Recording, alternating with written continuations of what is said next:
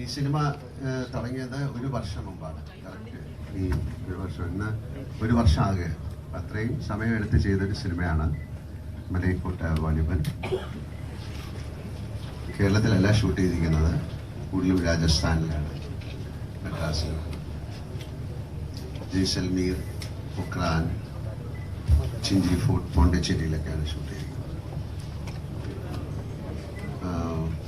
എന്നെ സംബന്ധിച്ചിടത്തോളം വളരെ വ്യത്യസ്തമായ ഒരു സിനിമയാണ്.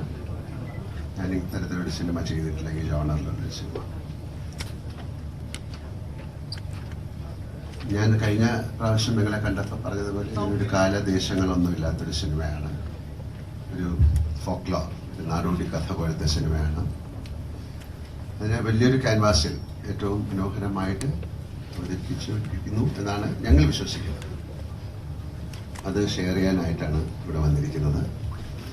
നമുക്ക് ചോദ്യങ്ങളിലൂടെയും ഉത്തരങ്ങളിലൂടെയും സഞ്ചരിക്കാം, അപ്പോൾ കൂടുതൽ മനസ്സിലാക്കാൻ സാധിക്കും. Thank you. ഹലോ, എല്ലാവർക്കും നമസ്കാരം. ഒറ്റ കാഴ്ചയിൽ മലൈക്കോട്ടെ വാലിബിന്റെ പോസ്റ്റർ പോലെ തോന്നി. ഓക്കെ, അപ്പോൾ